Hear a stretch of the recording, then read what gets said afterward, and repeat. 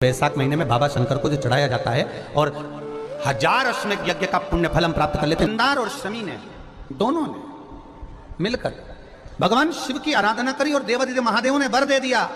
सुनो शमी और सुनो मंदार, यदि कोई भूल से भी आपकी पत्ती आपका पुष्प मुझे समर्पित कर देगा, सुनो मंदार सुनो शमी, अगर कोई भूल से भी आपकी पत्ती आपका पुष्प मुझे समर्पित कर देगा, उसे 1000 अश्वमेध यज्ञ के स्नान का जो पुण्य होता है वो एक क्षण में प्राप्त होगा।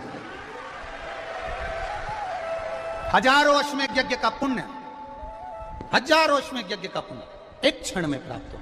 ये मंदार, ये शमी, 1000 अश्वमेध यज्ञ का पुण्य एक साथ। शमी की पत्ती देखिए आप लोगों ने, जम के तो बोले जरा, देखिए मंदार पुष्प भी देखा हुआ है।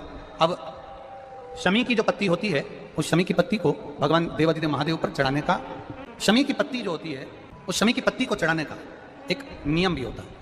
थोड़ा सावधानी से सुनना इस नियम को, जो आपके जीवन को सार्थक बना सकता है। शमी की पत्ती को चढ़ाने का एक नियम है, बड़ा सुंदर नियम, आपके जीवन में उतारने लगा। महाराज, जब सारा श्रृंगार मेरे देवादिदेव महादेव का हो जाए, बहुत ध्यान से सुनना, ये प्रसंग आया नहीं पहले, आज अगर कुबेरेश्वर बाबा की पावन धरा पर यह प्रसंग निकला है तो उसको ध्यान से सुनिए। पत्ती, शमी की जो पत्ती होती है, उस शमी की पत्ती को कब, कैसे और कहां चढ़ाना चाहिए, और शमी की पत्ती का फल क्या होता है वो भी अभी हम समझ लें उसको। शमी की पत्ती संपूर्ण स्नान भगवान का हो जाए, संपूर्ण स्नान, आप समझें उसको जैसे तेरे लिए Amazon पर मिलेगा रोज का सामान। ये शिवलिंग है, जलाधारी, जल निकल कर जाने का स्थान, गणेश, कार्तिकेय, अशोक सुंदरी, जलाधारी मतलब माता पार्वती जी का हस्त कमल, शिवलिंग, शिव का स्वरूप, ऊपर जो जलाधारी लगी है उसमें से एक एक बूंद जो पानी नीचे गिर रहा है, जो पानी नीचे गिर रहा है, शिव जी की बेटियां जया, विषहरा, शामलीबारी, दौतली, देव, शिव जी की पुत्री बेटी। जब देवादिदेव महादेव को शमी का पत्ता चढ़ाया जाता है, कब चढ़ाते हैं? जब आपने संपूर्ण जलाधारी को हाथ से साफ कर दिया हो, शिवलिंग पर जल चढ़ा दिया हो, शिवलिंग का पूरा श्रृंगार आपने कर दिया, संपूर्ण श्रृंगार मेरे देवादिदेव महादेव का हो गया, संपूर्ण श्रृंगार। बाबा को चंदन का लेपन, अबीर, गुलाल, अक्षत, बेलपत्र, धतूरा, जो भी तुम्हें चढ़ाना है सब कुछ तुमने चढ़ा दिया, सारा श्रृंगार मेरे देवादिदेव महादेव का हो गया। तब शमी की पत्ती को मां जगतजननी की जो जलाधारी है उस पर मात्र स्पर्श कराकर शिव के शिवलिंग पर आखिरी में समर्पित कर देना चाहिए, जिससे हमारी मन की जो कामना है वो मां जगतजननी देवादिदेव महादेव से उनके कानों में श्रवण कर। शमी पत्र का एक बात और स्मरण में रहे, शमी पत्र की बहुत एक बात और अपने स्मरण में लीजिएगा। शमी पत्र जैसे शिवलिंग, जलाधारी और स्थान, जब बहुत ज्यादा मात्रा में दरिद्रता होती है, बहुत ज्यादा मात्रा में बहुत कष्टमय जीवन, जब तुम्हारी चित्तवृत्ति में आए, जब तुम्हारे मन में आए, धन भी नहीं है, पैसा भी नहीं है, बहुत दरिद्रता का जीवन है, बहुत दुखी जीवन है, तब बेलपत्र और शमी पत्र का प्रयोग जरूर करके देखना। प्रैक्टिकल करने में कुछ नहीं जाता, प्रैक्टिकल करने में क्या जाता, करके देखना। उस समय पर वो कहते हैं ना कि कोई कहने वाला कह दे कि महाराज जी, वो एक महाराज प्रवचन दे रहे थे और प्रवचन में देते देते देते देते किसी ने, महाराज जी प्रवचन दे रहे थे कि मदिरा का पान नहीं करना चाहिए, नहीं पीना चाहिए, गलत है, नाली में पड़ा होता है, व्यसन में पड़ा होता है, ऐसा पान ना करो। एक महाराज का पेचन वाला खड़ा हो गया, उसने खड़े होकर कह दिया, ओ महाराज तुम इतनी बड़ी बड़ी बात कर रहे हो, तुम्हारा सगा भाई तो पी के नाली में पड़ा, गटर में पड़ा। महाराज जी को क्रोध नहीं आया, समझ थी। महाराज जी ने कहा, भैया देख, मैं भी प्रवचन दे रहा हूँ, मेरा भाई भी प्रवचन दे रहा है, मैं मुंह से समझा रहा हूँ कि पीकर लोग नाली में गिरते हैं, गटर में गिरते हैं, मेरा भाई प्रैक्टिकल करके दिखा रहा है कि मत पिया। प्रैक्टिकल वाली बात है। शमी पत्र, बेलपत्र का एक बार जीवन में प्रैक्टिकल कर देखना, प्रैक्टिकल करना। जैसे आपको कहा कि आपका विश्वास अगर पक्का है, भरोसा अगर दृढ़ है, और शंकर के प्रति अगर आपका विश्वास पक्का है, शंकर कह रहा है, मां उमा से, मां पार्वती से मेरा महेश कह रहा है, मेरा बाबा भोलेनाथ, मेरा बाबा विश्वनाथ, मेरा त्रिकालदर्शी कैलाशी अविनाशी कह रहा है कि हे पार्वती, एक बीला, एक बेल जो मुझे समर्पित करता है, और समर्पित करने के बाद उस बेल की महत्वता देखिए, जो वैशाख महीने में बाबा शंकर को जो चढ़ाया जाता है, और 1000 अश्वमेध यज्ञ का पुण्य फल हम प्राप्त कर लेते, मात्र एक फल चढ़ाकर, मात्र एक फल चढ़ाकर। हे पार्वती, संसार का मनुष्य जब मुझे वो बेलपत्र समर्पित कर, वो बेल का फल समर्पित करता है, पार्वती वो फल जो मुझे चढ़ता है, फिर मैं भले नर्मदा के जल से निकला हुआ कंकर शंकर क्यों ना हूं, फिर चाहे मैं गंगा के जल से निकला हुआ कंकर शंकर क्यों ना हूं, चाहे फिर मैं यमुना के जल से निकला हुआ कंकर शंकर क्यों ना हूं, चाहे मैं सरयू के जल से निकला हुआ कंकर शंकर क्यों ना हूं, चाहे मंदाकिनी के जल से निकला हुआ कंकर शंकर क्यों ना हूं, हे पार्वती, फिर जो भी शिवलिंग पर वो बेल समर्पित होता है वो बेल उठाकर जीव अपने कार्य में ले सकता है। ये मां उमा से कर, तो उस बेल की महत्वता जानेंगे। अब अपन उस बेल को जानने के लिए वापिस स्कंद पुराण में चले, तो स्कंद पुराण में लिखा हुआ है कि जो बेल बैसाख के महीने में शंकर को चढ़ाया जाता है वो बेल का फल उठाकर रख लिया जाता है। बैसाख के महीने में उस चढ़े हुए, बाकी का आपको बेल का फल खाना हो तो बात दूसरी, पर चढ़ा हुआ जो बेल का फल है वो पूरा बैसाख नहीं खाना। बैसाख के बाद में अगला जो महीना है उस महीने के अंदर उस फल के अंदर का गुर्दा निकालकर उसको सुखा लीजिए, और सुखाकर जिस व्यक्ति को पथरी की बीमारी हो और जिस व्यक्ति को पेट में बहुत भोजन पचता ही नहीं है, पूरा शरीर पाचन क्रिया बेकार हो गई, उस व्यक्ति को केवल 7 दिन तक शंकर पर चढ़ा हुआ वो बेलपत्र प्रदान कर दीजिए। पथरी भी बाहर और पाचन क्रिया भी ठीक, जिंदगी भर तकलीफ रहे। उस बैसाख में उस फल की इतनी महत्वता बाबा भोलेनाथ स्कंद पुराण, लिंग पुराण, नर्मदा पुराण, पद्म पुराण के अंतर्गत, शिव महापुराण के अंतर्गत वर्णन कर उसकी महत्वता है। वो बेल का फल साधारण नहीं हो सकता। अब मंदार का जो पुष्प होता है, आंकड़े का जो फूल होता है, एक सफेद कलर का भी होता है और एक गुलाबी कलर का भी होता है। देखा है आप लोगों ने? बोलो जम के बोलो, देखा है ना?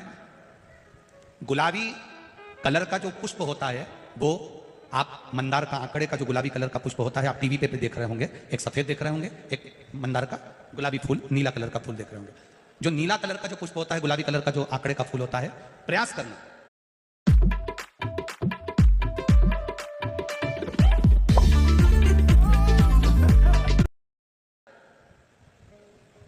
जब किसी विषम परिस्थिति में फंस गए, विषम परिस्थिति, जब आपको लग रहा है कि मुझे बहुत भय लग रहा है, कुछ बुरा होने वाला, आपको लग रहा है आज मेरी उल्टी आंख बहुत फड़क रही है, कुछ गड़बड़ होने वाला, आपको लग रहा है मेरी सीधी आंख फड़क रही, कुछ गड़बड़ होने वाला, तब केवल वो नीला जो गुलाबी पुष्प है मंदार का, उसको कहीं से लाकर शिवालय में अशोक सुंदरी वाली जगह पर स्पर्श कर कर शिवलिंग पर आप चढ़ा दीजिए। आपकी विषम परिस्थिति कैसी भी होगी वो रास्ता बनाकर बाहर निकल जाएगी, आपको फंसना नहीं, परेशान नहीं।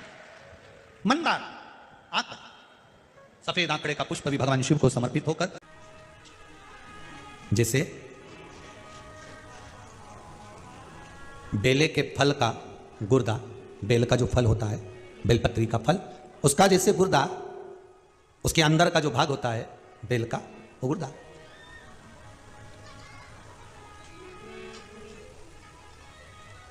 उसको अग्नि में जलाकर उसकी भस्म तैयार कर कर छान कर